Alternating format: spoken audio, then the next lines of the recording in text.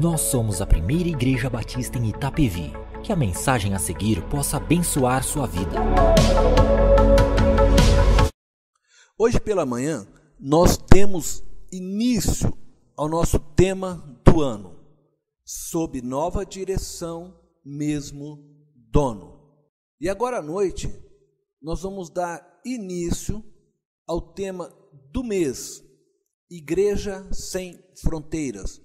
E esse tema está atrelado, ele está amarrado ao tema do ano. Meu objetivo nesta noite é mostrar que a igreja é projeto de Deus, não de homens. Por isso o tema desta mensagem é Igreja, projeto de Deus.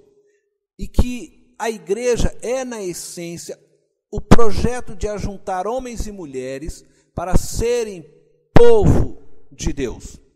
No final deste culto, eu espero que você saia com essa certeza, que a igreja é projeto de Deus. E que em sua essência é um projeto de unir homens e mulheres de todos os povos, de todas as tribos, de todas as raças, para serem povo de Deus.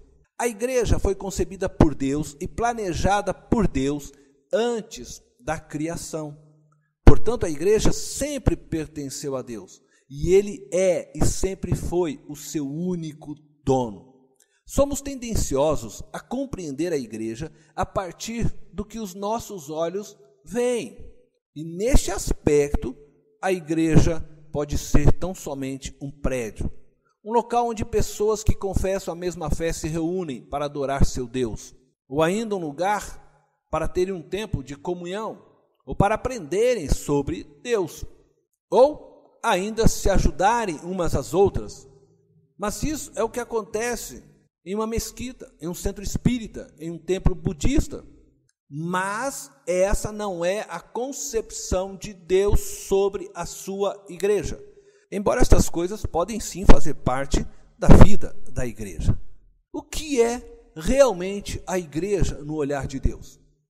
Para responder essa pergunta, eu quero convidar você a abrir Gênesis, capítulo 1, verso 26, 27. Diz a palavra de Deus. Então disse Deus, façamos o homem à nossa imagem, conforme a nossa semelhança.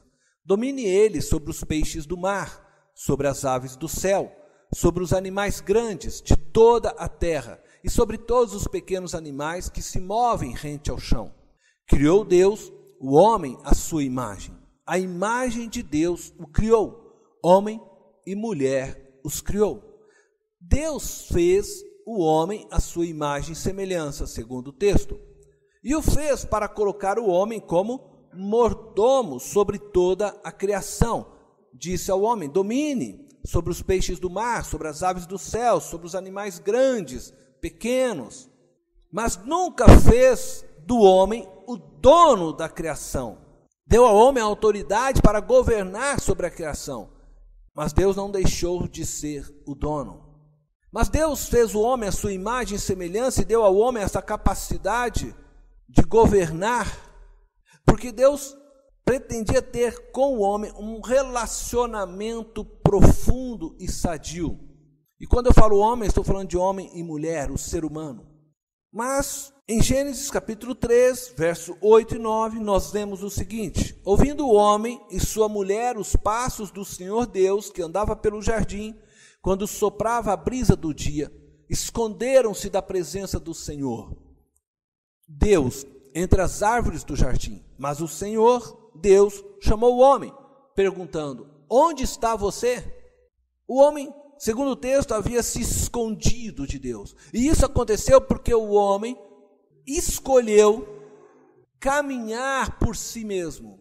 O homem no Éden disse não para Deus. Ele tomou a direção de sua vida. E quando o homem tomou a direção de sua vida, o homem rompeu sua relação com Deus. E ao dizer não para Deus, o homem abraçou a morte, pois fora de Deus não existe vida. Deus é vida. Fora dele não há vida. Contudo, eu quero dizer para você que esta atitude do homem, essa rebeldia, este desejo de ser independente de Deus, não pegou Deus de surpresa. Deus já esperava que o homem tomasse esta posição. Por isso que antes mesmo de criar o ser humano, Deus já havia provido o caminho da restauração. Veja o que diz o texto de Efésios, capítulo 1, verso 3 ao 5. Bendito seja o Deus e Pai de nosso Senhor Jesus Cristo, que nos abençoou com todas as bênçãos espirituais nas regiões celestiais em Cristo, porque Deus nos escolheu nele antes da criação do mundo para sermos santos e irrepreensíveis em sua presença. Em amor, nos predestinou para sermos adotados como filhos por meio de Jesus Cristo, conforme o bom propósito da sua vontade. Ora, eu gostaria de destacar algumas questões neste texto. Não vou entrar em profundidade, apenas destacar algumas questões. No versículo 3, diz que nos abençoou com todas as bênçãos espirituais nas regiões celestiais em Cristo.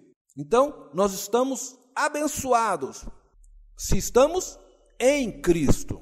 E também no versículo 4 diz que Deus nos escolheu antes da criação do mundo, mas nos escolheu nele. Significa dizer que Deus escolheu Jesus Cristo como Salvador, como caminho, e todo aquele que nele crê é escolhido. Dessa forma, Cristo é o predestinado, e todo que nele crê, todo que compreende este evangelho, que aceita Cristo como Salvador, é incluído neste caminho de predestinação, é contado como predestinado, como escolhido de Deus. Deus escolheu Jesus. Aqueles que escolhem Jesus, então são escolhidos nele. Porque Deus nos escolheu nele, antes da criação do mundo. Bom, dito isso, eu quero dizer que a igreja é a união de Deus com o ser humano. É transformação de criaturas em filhos. Deus não vê a igreja como um local, um espaço geográfico, mas nos vê como membros de sua família. A igreja é formada por pessoas que agora são, através de Cristo, filhos. Em Colossenses capítulo 1, verso 18, Paulo diz que Jesus é a cabeça do corpo, que é a igreja. Jesus não é a cabeça de um prédio, a cabeça de tijolos, de um saco de cimento. Jesus é a cabeça de pessoas, de vidas. Isso significa dizer que ele é a cabeça de sua igreja, porque a igreja são pessoas, pedras vivas, como diz o apóstolo Pedro. A própria palavra igreja, no grego, eclesia, significava nos tempos de Jesus, assembleia. Hoje nós consideramos o significado da raiz da palavra mais do que o seu verdadeiro significado nos tempos de Jesus. Jesus, quando disse para Pedro que edificaria a sua igreja, ele estava dizendo que ele edificaria, que ele uniria a sua assembleia a partir daquela confissão que Pedro havia feito, de que Cristo é o Filho de Deus, o Salvador. Mas hoje nós lemos a palavra eclesia a partir da raiz da palavra. E dessa forma, então, nós temos dito que eclesia é chamar para fora. Poderiam dizer que Jesus realmente está chamando um povo para fora, um povo para se unir a Ele e ao Pai através do Espírito Santo. Então, a igreja é o projeto de Deus que iniciou antes da criação do mundo, de unir homens e mulheres para serem seu povo, filhos adotados por meio de Cristo Jesus. Isto é igreja aos olhos de Deus. Vamos ver agora o passo a passo da realização do projeto igreja na história humana. A construção deste povo que Deus está formando para si começa com Abraão. Então disse Deus a Abraão, Gênesis capítulo 12, versículo 1 ao 3, saia da tua terra, do meio dos seus parentes e da casa de seu pai, e vá para a terra que eu lhe mostrarei. Farei de você um grande povo e o abençoarei. Tornarei famoso o seu nome, e você será uma bênção. Abençoarei os que o abençoarem, e amaldiçoarei os que o amaldiçoarem. E por meio de você, todos os povos da terra serão abençoados. O projeto igreja se inicia com o chamado de Abraão. Farei de você um grande povo e o abençoarei. Poderíamos dizer que temos aqui a pré-igreja. Muitos teólogos consideram o povo de Israel a igreja do Antigo Testamento. O que podemos ver através da história é que, sem dúvida, Israel se tornou o precursor da igreja. O povo de Israel, eles prepararam, ainda que sem compreenderem plenamente, o nascimento da igreja. É importante percebermos que Deus já desejava abençoar todas as etnias, todas as famílias da terra, quando chamou Abraão. Deus nunca pensou em salvar somente os judeus. Contudo, eles eram os anunciadores da presença de Deus para o mundo. Em Êxodo, capítulo 19, versos 5 e 6, nós lemos: agora, se me obedecerem fielmente e guardarem a minha aliança, vocês serão o meu tesouro pessoal dentre todas as nações. Embora toda a terra seja minha, vocês serão para mim um reino de sacerdotes e uma nação santa. Estas são as palavras que você dirá aos israelitas. Deus está dizendo estas palavras a Moisés. O povo estava atravessando o deserto e Deus estava preparando este povo para entrar na terra prometida. Então diz a Moisés: anuncie estas palavras para este povo. Vocês serão o meu tesouro pessoal. Que palavra bonita, né? Um reino de sacerdotes e uma nação santa. Israel é chamada para ser este reino de sacerdotes. Isto é, uma nação de homens e mulheres que intercederiam pelas demais nações, que intermediariam a relação de Deus com os demais homens. Diante disto, deveriam ser uma nação santa, separada para Deus.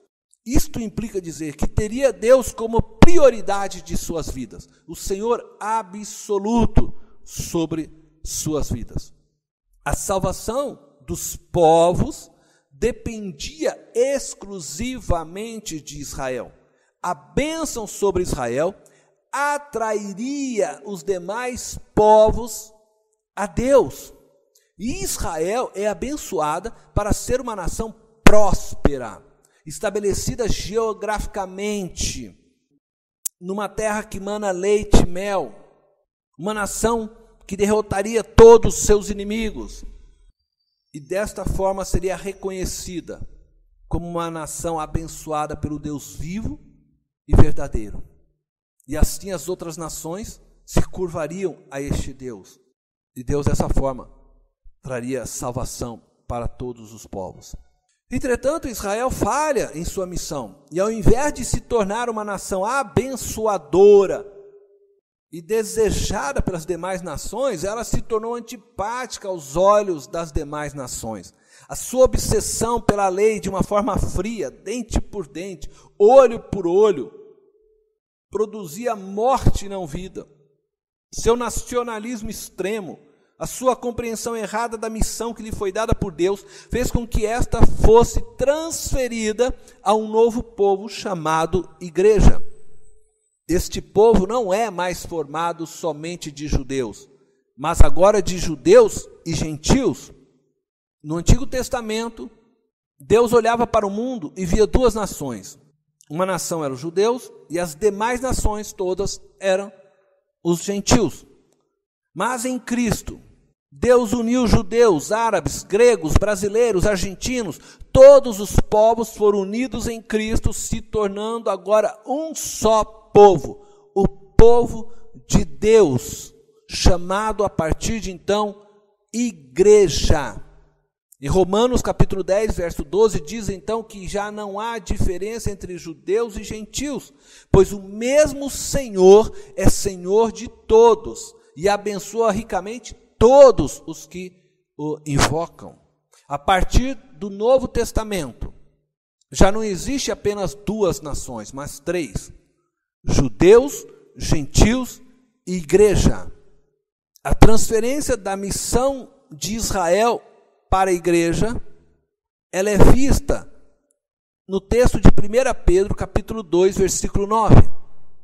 Diz assim: vocês, porém, são geração eleita, sacerdócio real, nação santa, povo exclusivo de Deus, para anunciar as grandezas daquele que os chamou das trevas para a sua maravilhosa luz.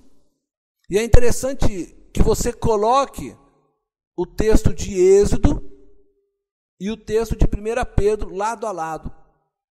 E quando você faz isso, você vai observar que Deus está dizendo agora à igreja aquilo que ele havia dito para Israel.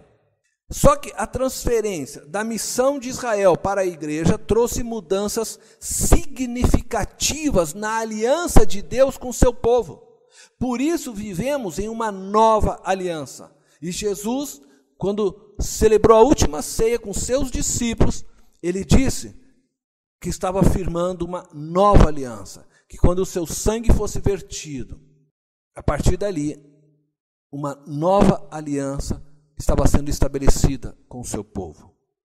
Romanos capítulo 9, verso 24 ao 26, diz assim: ou seja, a nós, a quem também chamou, não apenas dentre os judeus, mas também dentre os gentios. Veja, nós que fomos chamados, não apenas agora dentre os judeus, mas dentre os gentios, como ele diz em Oséias: chamarei meu povo a quem não é meu povo, e chamarei minha amada a quem não é minha amada. E acontecerá que no mesmo lugar em que se lhes declarou, vocês não são meu povo, eles serão chamados filhos do Deus vivo. Ele está dizendo aos judeus, a Israel, que ele chamaria agora os gentios, a estes que não era povo, agora de meu povo, e os traria para serem filhos. Talvez você pense, então a igreja é o plano B de Deus? De forma alguma. A igreja sempre foi o plano A de Deus. Israel era um instrumento para que a igreja pudesse se manifestar. Mas eu quero destacar as diferenças entre, então, essas alianças. A aliança de Deus com Israel, a aliança do Antigo Testamento, e a aliança de Deus com a igreja do Novo Testamento. E várias são as diferenças. Por exemplo, Israel adorava através de sacrifícios de animais. Nós adoramos em espírito. Israel tinha a lei de Deus escrita em tábuas. Nós as temos inscritas no coração. Israel se relacionava com Deus através do templo. Nós somos o templo de Deus. Contudo, eu quero apresentar algumas outras diferenças através de alguns mapas. No primeiro mapa, você vai observar ali Israel. E aquelas setas apontam para Israel, mostrando que as nações deveriam vir a Israel e conhecer o Deus verdadeiro em Israel. Agora, neste mapa, você percebe várias cruzes. Estas cruzes simbolizam a igreja espalhada pelo mundo. Isso implica dizer que a salvação agora é exclusivamente através de Jesus, confiando na obra que ele fez na cruz. E esta salvação é única, tanto para judeus como para gentios. E a igreja é agora a anunciadora desta mensagem. E neste próximo mapa, você vai perceber então que agora as setas, elas saem da igreja, ordenando que a igreja vá em direção ao mundo. A igreja é enviada para as nações. A igreja agora está espalhada, ela não tem um lugar específico, uma terra específica, porque ela é peregrina. A igreja agora não é ordenada a construir templos ou formar uma nação. Ela não pertence mais a este mundo. Ela não deve mais se deter, se prender às coisas deste mundo. Se Israel havia recebido de Deus a bênção para se estabelecer em uma nação que manava leite e mel, e Deus disse que ia prosperá-los e defendê-los de todos os seus inimigos, esta não é mais a palavra de Deus para a igreja de hoje. Deus não nos manda prosperar, materialmente. Deus nos manda sim abrir mão de toda a riqueza e ainda diz para nós que a riqueza é perigosa. Ele quer que a gente vá e sirva, que a gente possamos nos doar para os outros. Então a igreja é ordenada a ir, a se desprender. Veja o que diz João capítulo 15, verso 19. Se vocês pertencessem ao mundo, ele os amaria como se fossem dele. Quer dizer, o mundo os amaria como se fossem dele. Todavia vocês não são do mundo, mas eu os escolhi tirando-os do mundo. Por isso o mundo os odeia. Nós não somos mais deste mundo, nós somos do reino de Deus, mas estamos neste mundo para servir, para ser sal, para ser luz, para ir e anunciar a mensagem de amor de Deus, para expressarmos o amor de Deus. Por isso nós aqui, igreja PIB de Itapevi, nós estamos aqui para expressar o amor a toda esta cidade. E nós precisamos ir até a cidade. Nós não podemos ser uma igreja na cidade, mas nós precisamos abraçar a cidade. Nós precisamos andar com a cidade, fazer diferença na cidade. Não construir belos templos. A estrutura física pode ser sim um instrumento necessário para a obra que temos que realizar. Mas precisamos estar sempre focados, que não podemos nos prender a nada. Igreja é um monte de pessoas que não pertencem a este mundo, mas que ama os que estão neste mundo. Pessoas descomprometidas com a cultura emergente deste mundo, mas comprometidas com os valores e princípios de Deus. Pessoas livres de toda a lei, mas prisioneiras da lei do amor. Igreja é um projeto de Deus que visa formar o seu povo. E é por isso que hoje não temos mais nada a ver com as promessas do Antigo Testamento. Essas pessoas que ficam pregando prosperidade, alcançar isso, alcançar aquilo, que fica tentando convencer você que a bênção de Deus é dar a você um carro novo, é ajudar você a adquirir bons empregos, é ajudar você a se estabelecer fisicamente e ser próspero, não tem nada a ver com a aliança de Jesus naquela cruz. E eu quero concluir dizendo que a igreja é um projeto de Deus estabelecido antes da criação do mundo. Portanto, Ele, Deus, é e sempre foi o único dono da igreja. Um projeto de relacionamento entre Deus e os homens. Um projeto onde Deus une o ser humano a si mesmo através de Cristo Jesus. Une todos os povos em um só povo chamado igreja. E a minha pergunta então a você é: você está engajado neste projeto?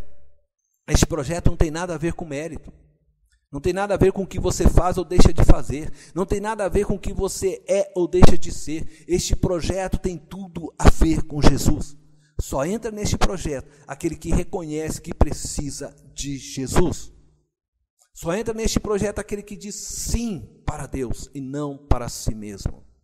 Você está engajado neste projeto? Você já disse sim para Deus e não para si mesmo? Se você ainda não fez isso, faça hoje. E se você já o fez, olhe para a sua vida e veja se você realmente está engajado neste projeto igreja. Ou se no fundo, você tem vivido a sua vida engajado no seu projeto pessoal.